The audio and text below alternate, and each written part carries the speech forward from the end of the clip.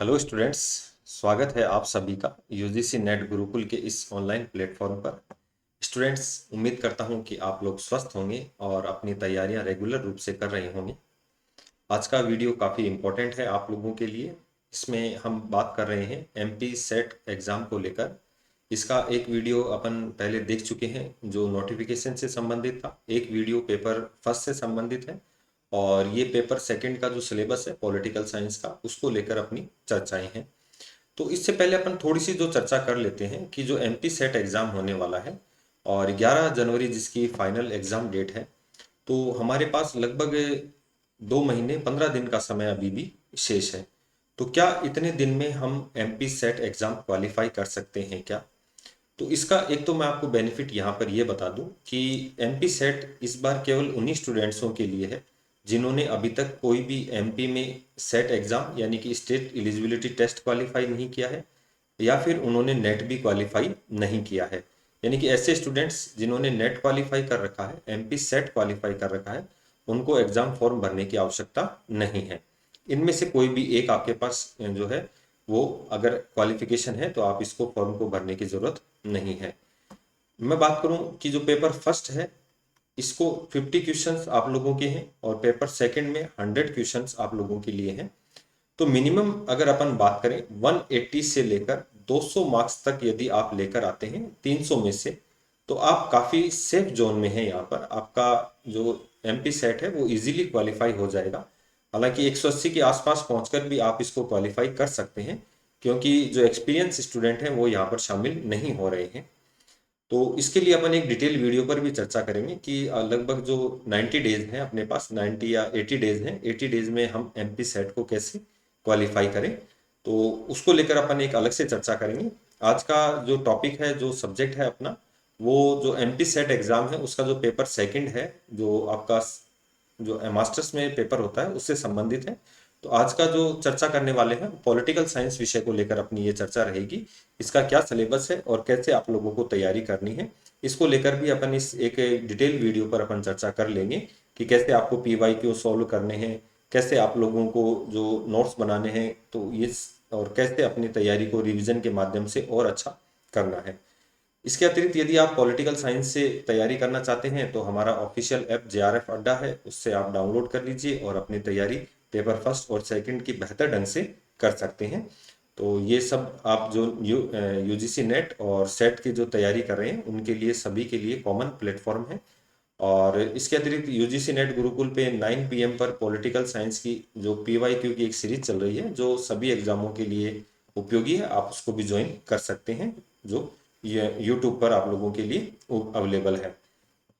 चलिए अब बात करते हैं राजनीति विज्ञान विषय की। तो इसमें मैं आपको बता दूं आपके 10 यूनिट्स हैं, प्रत्येक यूनिट से 10 क्वेश्चन अप्रोक्सीमेट पूछे जाते हैं। तो 100 क्वेश्चन होते हैं इंटू 2। तो आपका जो पेपर होता है ये 200 मार्क्स का होता है और नेगेटिव मार्किंग यहाँ पर नहीं होती है। और इसके अतिरिक्त अगर अपन बात करें, आपका नेट का सिलेबस भी यही है और आपका जो सेट का सिलेबस है वो दोनों सेम है, उसमें कोई डिफरेंस नहीं है। तो यहाँ पर आप लोग कंप्लीट इसको ढंग से तैयार कर सकते हैं। तो आइए चर्चा करते हैं अपन एमपी सेट का जो पेपर सेकंड है पॉलिटिकल साइंस का, उसकी जो यूनिट फर्स्ट है।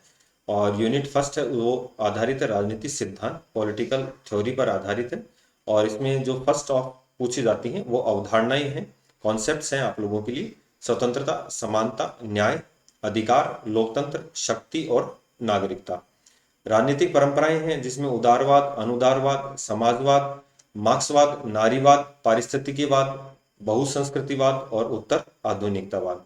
तो लगभग 5 क्वेश्चन प्रत्येक यूनिट से आप, सॉरी 10 क्वेश्चन प्रत्येक यूनिट से आप लोगों से यहाँ पर पूछे जाते हैं। तो काफ़ी इजी हैं, जैसे प्लेटो का न्याय हो गया, अधिकारों से संबंधित हो गया, डेमोक्रेसी, टाइप्स ऑफ डेमोक्रेसी हो गया, शक्ति, नागरिकता। ठीक है, ये इनसे संबंधित यहाँ पर आप लोगों से क्वेश्चन पूछता है। नेक्स्ट अपन बात करें, जो यूनिट सेकंड और थर्ड है वो पॉलिटिकल थिंकर्स हैं, विचारक हैं। तो इन थिंकर्स को वैसे तो हम एक यूनिट ही मानते हैं, लेकिन इन्हें डिवाइड कर दिया गया है, एक तो वेस्टर्न थिंकर्स हैं और एक इंडियन थिंकर्स हैं। तो इकाई जो सेकंड है वो वेस्टर्न थिंकर्स पर है, जिसमें कन्फ्यूशियस है, प्लेटो, अरस्तु, मैकियावली, हॉब्स, लॉक, रूसो जो सामाजिक समझौतावादी विचारक है, Hegel, Mary Wollstonecraft, John Stuart Mill, JS Mill, Karl Marx, Gramsci, Hannah Arendt, Frantz Fanon, Mao Zedong और जॉन रॉल्स।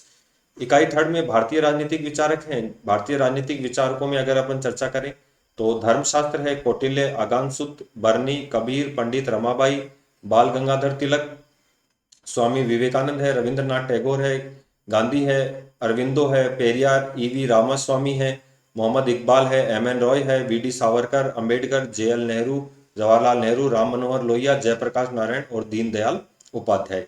ये आप लोगों के लिए जो यूनिट थर्ड है और सेकंड है जो वेस्टर्न और इंडियन थिंकर्स को लेकर है। यूनिट जो फोर्थ है काफी बेहतरीन है, तुलनात्मक राजनीतिक विश्लेषण है। तो इसमें देखो एक तो उपागम है जो संस्थागत है, राजनीतिक संस्कृति है, राजनीतिक अर्थव्यवस्था है, नव संस्थावाद है और उनकी तुलनात्मक विधियां हैं। उपनिवेशवाद और उपनिवेशीकरण है, तो उपनिवेशवाद के जो रूप हैं और जो नव उपनिवेशीकरण है तो विरोधी संघर्ष तथा उपनिवेशीकरण डीकोलोनाइजेशन है। राष्ट्रवाद में यूरोपीय तथा गैर यूरोपीय है, राज्य सिद्धांत पूछेगा जिसमें पूंजीवादी और समाजवादी हैं, और राज्यों की प्रकृति है, वाद विवाद है, उत्तर औपनिवेशिक राज्य है, कल्याणकारी राज्य है, वैश्वीकरण और राष्ट्र राज्य से क्वेश्चन पूछता है। और राजनीतिक शासन प्रणालियों में देखिए लोकतंत्र है जिसमें निर्वाचकीय, उदार, बहुमत आधारित और सहभागी, तथा गैर लोकतांत्रिक शासन प्रणालियों में जो पितृसत्तात्मक है, अधिकारी तंत्री है, प्राधिकारवाद है, सैन्य तानाशाही है, सर्व अधिकारवादी है और फांसीवादी है। संविधान और संविधानवाद में संविधान के रूप हैं, विधि का शासन है, न्यायिक स्वतंत्रता है, उदारवादी संविधानवाद है, आपातकालीन शक्तियां और संविधान का संकट है।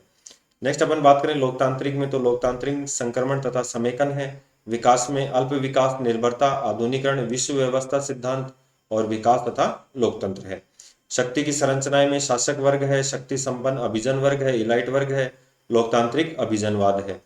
कर्ता और प्रक्रियाओं में निर्वाचन पद्धतियां, राजनीतिक दल, दलीय प्रणाली, हित समूह, दबाव समूह, सामाजिक आंदोलन, नव सामाजिक आंदोलन और गैर सरकारी संगठन, एनजीओ और नागरिक समाज है।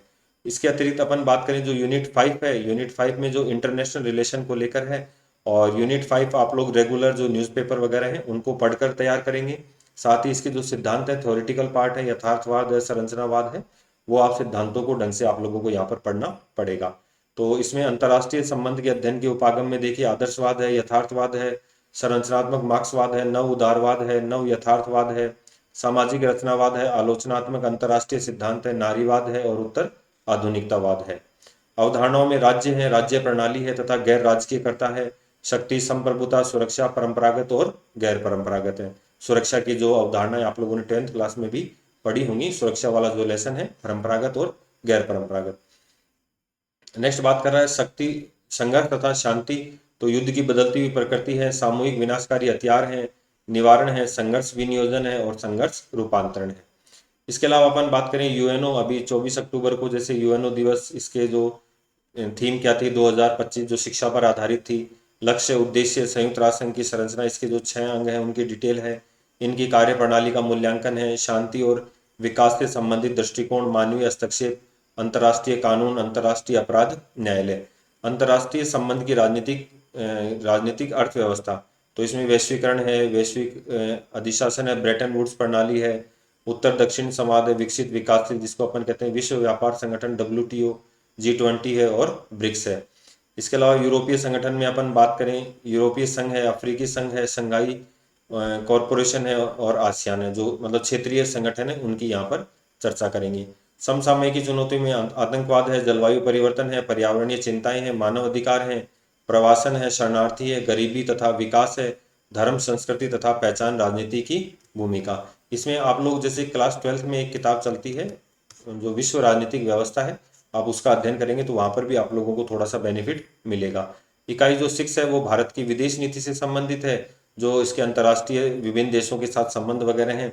तो भारत की विदेश नीति पर दृष्टिकोण, उत्तर उपनिवेशिक, विकासात्मक, उदयमान शक्ति तथा उभरती हुई राजनीतिक अर्थव्यवस्था के रूप में भारत की पहचान, भारत की विदेश नीति में निरंतरता और बदलाव, इसके सिद्धांत, निर्धारक तत्व, गुट निरपेक्ष आंदोलन की ऐतिहासिक पृष्ठभूमि, प्रासंगिकता और भारत की परमाणु नीति, प्रमुख शक्तियों के साथ भारत के संबंध जिसमें यूएसए है, यूएसएसआर है, पीपुल्स रिपब्लिक ऑफ चाइना है।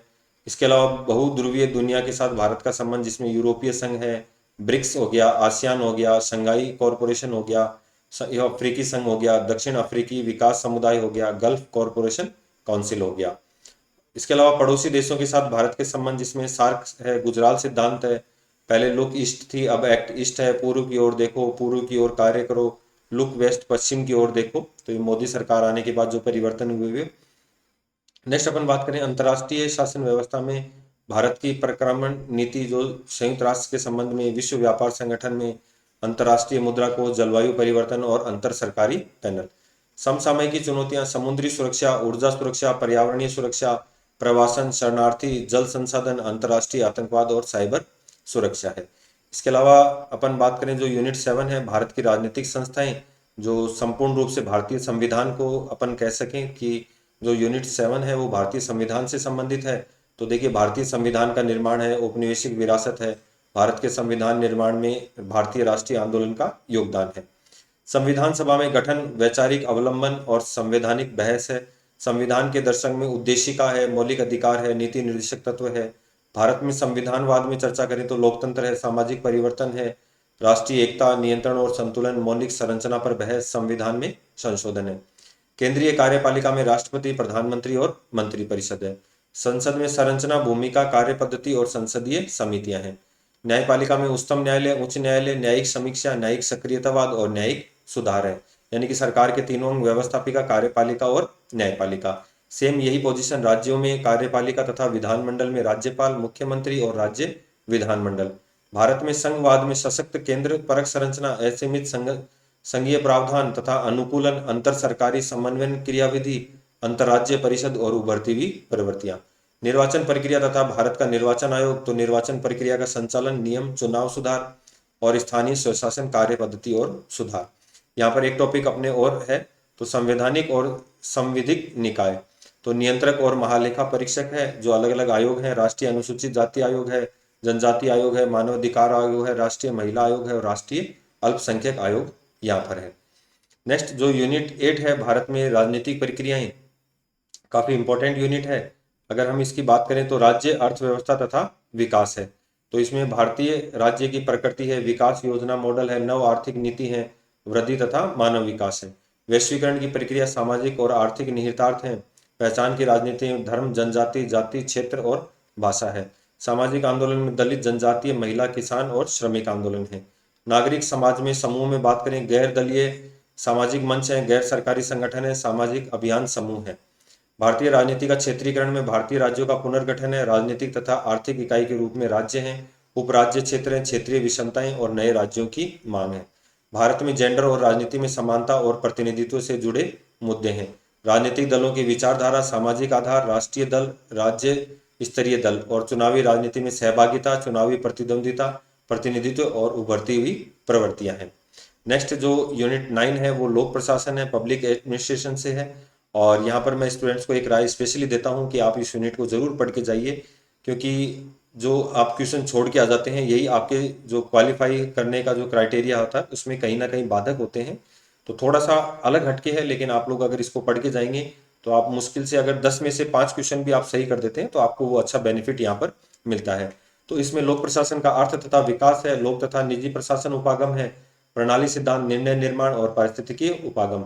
लोक प्रशासन के सिद्धांत तथा अवधारणाओं में वैज्ञानिक प्रबंधन सिद्धांत है, तर्क संगत विकल्प सिद्धांत है, नव लोक प्रशासन है, विकास प्रशासन है, तुलनात्मक लोक प्रशासन, नव लोक प्रबंधन, उदारीकरण तथा वैश्वीकरण के युग में लोक प्रशासन की बदलती हुई प्रकृति। संगठन के सिद्धांत और नियम में वैज्ञानिक प्रबंधन सिद्धांत है, अधिकारी तंत्रीय सिद्धांत है और मानव संबंध सिद्धांत है। संगठन का प्रबंधन, नेतृत्व तथा अभिप्रेरणा का सिद्धांत है। संगठनात्मक संप्रेषण में सिद्धांत, नियम, चेस्टर बर्नार्ड का संप्रेषण के नियम और संगठन में सूचना संबंध। संगठन में संघर्ष प्रबंधन में मेरी पार्कर फॉलेट और उद्देश्य आधारित प्रबंधन में पीटर ड्रकर का। तो ये लोक प्रशासन से संबंधित आप लोगों की ये यूनिट है, तो काफी बेहतरीन यूनिट है, आप इसको पढ़कर जाना ताकि आप लोगों को वहां पर बेनिफिट हो सके। और नेक्स्ट अपन बात करें जो 10 यूनिट है, लास्ट यूनिट है, भारत में शासन, विधि तथा लोक नीति। तो शासन, सुशासन तथा लोकतंत्रीय शासन, राज्य की भूमिका, नागरिक समाज तथा व्यक्ति, उत्तरदायित्व तथा नियंत्रण। तो नियंत्रण और संतुलन के लिए संस्थानिक तंत्र है, कार्यपालिका पर विधायिका का नियंत्रण है, प्रशासनिक तथा बजटीय नियंत्रण है, संसदीय समितियों के माध्यम से नियंत्रण है, विधायिका और कार्यपालिका पर न्यायिक नियंत्रण है, प्रशासनिक संस्कृति है, भ्रष्टाचार और प्रशासनिक सुधार है। सुशासन के संस्थानिक तंत्र में सूचना का अधिकार है, उपभोक्ता संरक्षण अधिनियम है, सिटीजन चार्टर है, शिकायत निवारण प्रणाली है, ओम्बुड्समैन है, लोकपाल है और लोकायुक्त है। ग्रास रूट जमीनी स्तर पर जो पंचायती राज संस्थाएं हैं और उनकी कार्य पद्धति, भारतीय संविधान का भाग 9 और 9A दोनों इसमें है।